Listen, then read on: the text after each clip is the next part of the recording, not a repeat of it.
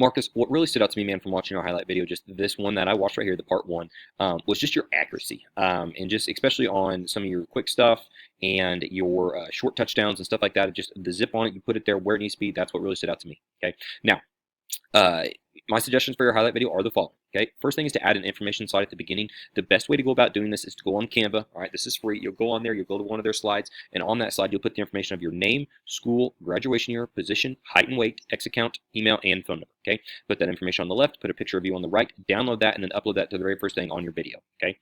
Now, the reason we want to do that is so boom, as soon as a coach pulls up your film, all the information he needs is right there.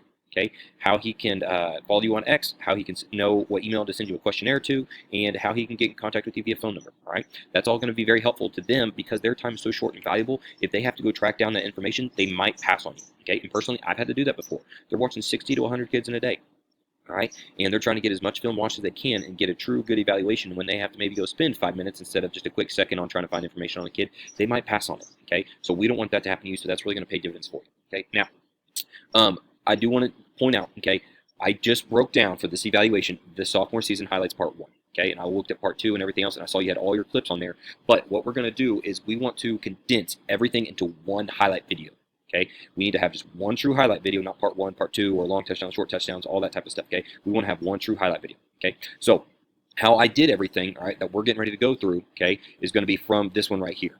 All right, but that does not mean from what we talk about how the sequence and everything else and how things need to be set up, you can pull from those other videos and put it together. Okay, because your highlight video truly only needs to be 3 to 4 to max of 5 minutes. Okay, and we got to pick out the best plays because if we water it down too much and put too many clips in, the coaches are going to turn it off. Okay, they don't have time to watch everything. Okay, they don't have time to go to clip to clip to clip to clip. Okay, that's why we want to make everything one highlight, and that's really going to help us out. Okay, so going off of this clip here. All right, removing play / non-highlights. This is more anything that doesn't showcase your strength or transfer to the next level as much. Okay, we're trying to help move the needle for you. Okay, that's what we're looking for. So first one here. Okay, I'd say to take out is your very first clip. All right, the tunnel screen. Okay, nothing wrong with the clip whatsoever. Okay, it's a great football play. I mean, you guys get 6 yards, 6, 7 yards. Okay, but it's the quick things, sometimes like a hitch or a 5-yard out or slant or the tunnel screens, running back screens, that type of stuff. Those are things that aren't going to make us pop as much as other things we want on there. Okay, that should be stuff we should be able to make easy throws. Okay, I'm a former quarterback, so I understand this stuff. Okay, it should be an easy throws type of deal. We want to keep having film on there that's going to make them pop a little bit for them. Okay. Also on the 22 and 141, you had your scrimmage clips on there. They just want game film. That's all they want. Okay, so any scrimmage, jamboree stuff, 7-on-7 stuff, don't put any of that in there because they just want game film. All right. Next, make sure we add spot shadows. So like that one there, you had a good spot shadow on it, but then this one we don't. Okay, so we need to make sure we add spot shadows to every play. That's really going to help stand us out. Okay. Next, we need to make sure that we remove the music. All right, because we don't want to have anything that's going to distract that college recruiter from evaluating your film. All right. Like I said, he's watching 60 to 100 kids in a day, sitting in a dark room, lamp on, and listening to his own music, and he gets in his zone, kind of like you when you're throwing. Okay. Excuse me. You just get in the zone.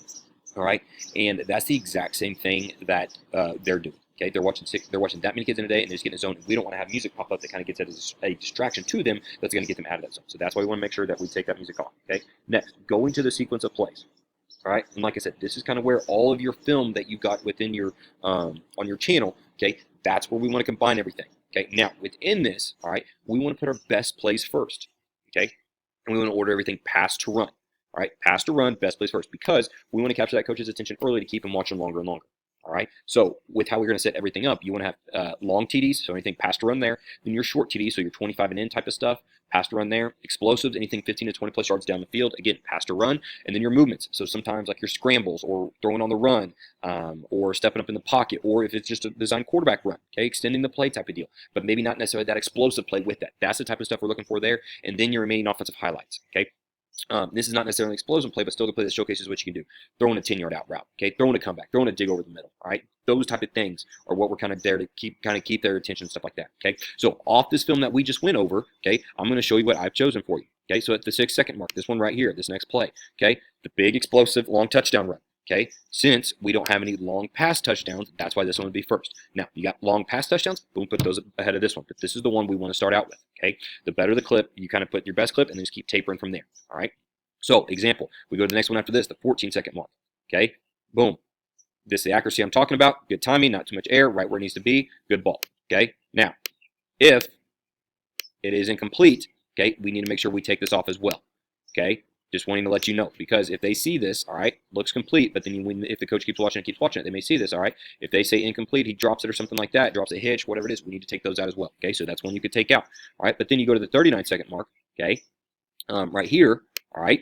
And I know you had another fade ball you could put on there, or corner ball for the red zone you could put in for the short touchdowns. But this right here, boom, put this on there. Okay, being able to extend the play, being able to make a touchdown, okay, or 2-point conversion, whatever it is. I mean, to me, I think it's a touchdown because it's just first and goal. All right, so it's a fantastic job there. That's what I'm going to start out with. Then go to the 51-second mark, play right after this. Okay, boom.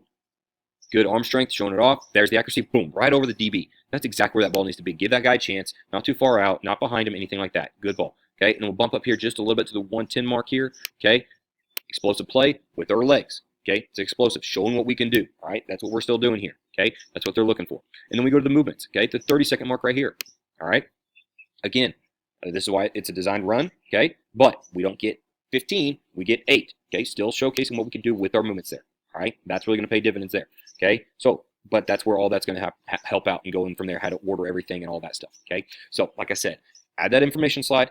Remove the plays that we talked about, and we kind of what other plays you can remove as well. Okay, we don't want every play in there. It can't be in there because they're going to stop watching it because of how long it's going to be. Okay, we got to pick our best ones, 3 to 4 to 5 minutes max on our film. All right, I've had guys that have had great 2 to 3 minute highlight videos. Okay, it's just about choosing the right plays and the best plays out there. Okay, adding spot shadows, remove the music. Okay, change up the sequence, make sure we're past a run in each section. Okay, and overall, this will provide a more dynamic highlight video for college coaches. Now, I'm going over the game film feedback. Let's take a look at what divisions you should target. I'm basing this off the most recent highlight video, which is exactly what college coaches are going to do, and where the athlete can receive a scholarship right now. Okay, few things for criteria. First thing is graduation year. Okay, you've got a couple years, use this to your advantage. Okay, prospect camps are going to be big for you and getting out there with visibility on social media. Okay, next they're going to look at your size, your mobility, your accuracy, and your arm strength. Okay, but I also want you to understand this is a current evaluation off the film we just watched, not all of them, just this one here, because that's how the coaches are going to go. They're just going to watch one film. All right, and this is also opposed to a projected evaluation. Okay, and with that being said, the levels you should look at today for scholarship are D3 and NAI. Now, you may start getting interest from these college coaches at these levels, and if not, you need to start the communication process with through emailing and calling them. They may not be able to call you, but you can call them. Okay. Make sure you're marketing and branding yourself in the correct way. That's going to be beneficial to you as well. Make sure you start getting your name out there through social media, DMing these coaches, okay, following these coaches on X. That's going to be very important with being an underclassman, okay? That's going to be big for you, all right? But then these prospect camps coming up, we got to be signed up, getting ready to attend them if we're not already attending them now, okay? Because if we go to the mega camps, we're going to get lost in the shuffle with how many kids go to those. Okay, sometimes a smaller group when there's not as many schools, or more one-on-one camps, those are the best ones because you can introduce yourself to that coach. You can start developing a relationship with that coach. They can say, hey, throw this one-on-one route right here. Okay, instead of you just being told from somebody, a student athlete on the college team telling you what to throw. Okay, the coach can tell you what they want to see you throw. Okay. They're going to know who they're watching a little bit more and get a true evaluation a whole lot better. Okay, so make sure we're going to the right camps. It's going to be beneficial. But how can we also attack these levels and get better? My suggestion to improve your game that translates to college football and possibly a higher division are the following. First thing is accuracy. Catch and throw drills, simulate and throw in bubbles, fast screens and quick game. Okay, drop drills. All right, it all starts from the ground up with our feet. All right, and then mechanic drills, aim small, miss small. College football, the windows get smaller as the defenders get faster. Okay, film study. Learn to lead the receivers open at all 3 levels by knowing where the windows will be at and the concept you're running. Okay, like I said, your accuracy stands out to me, but don't be satisfied. Okay, always strive to get better. Next is arm strength. This is going to be helpful too. Okay, core and leg strength. Okay, it's going to help create more throwing velocity. You have to have more zip on the ball to account for those faster players. Okay, squats and exercise that deal with that explosion for that power is going to be beneficial, like the quick twitch stuff, single leg stuff, all the core and everything is going to be very helpful for you. Footwork drills. This is going to be big for you. Shuffle and weave between over back. Be great with cones. Gap pressure simulation. Okay, have a good base while you're doing these and have a football in hand. This is going to help your mobility and your pocket awareness. Okay, which can help translate to the college level. College coaches are looking for quarterbacks who are mobile in football today. All right, and if something breaks down, kind of like you showed in that one clip, you got to be able to extend the play and make something happen. Okay, keep working on that stuff. Ball security, having that thing high and tight. You can practice this while you're doing your footwork drills or sprints. If you can't protect the football, your chance of playing is going to go down. Lastly is your flexibility, pre and post training stretching. Okay, that's part of your individual work. All right, if you guys don't do this as a team, it's going to help prevent injury because your best ability is your availability. If you're dinged up and nicked up over these next couple of years, okay, that's going to hurt your chance of video, which will then hurt your chance of an offer. If you're dinged up and nicked up in college, that's going to hurt you on the depth chart. And what I'm going to tell you now, being a quarterback, you have to take care of your arm. Okay, like I said, I'm a former quarterback. Pick it. What I'm saying, you got to take care of your arm now to help you out when you get to college. Okay, make sure you're doing that stuff. All right. But here's the deal. All these improvements is what we can always strive to get better at, okay? And these improvements are what a quarterback college coach will look at. So double down, do all these things, hit it hard, and if it translates to your video, this can help you level up your evaluation and possibly have an opportunity at that D2 level. But Marcus, at the end of the day, man, everything's really going to come down to your individual work, your outreach, as well as your marketing on social media. And being an underclassman, okay, this is going to be very important for you this next year, okay? And just get that exposure. And your relationship building with college coaches when that time comes, which is why the next step is your athlete interview. where you're going to get an interview with a coach and get coached on your communication and your interviewing skills, which is critical for the conversations about to start having with college coaches. So make sure you watch the video beforehand to be ready to go. If you have any questions, we'll be able to answer them at the end of the interview. Thank you.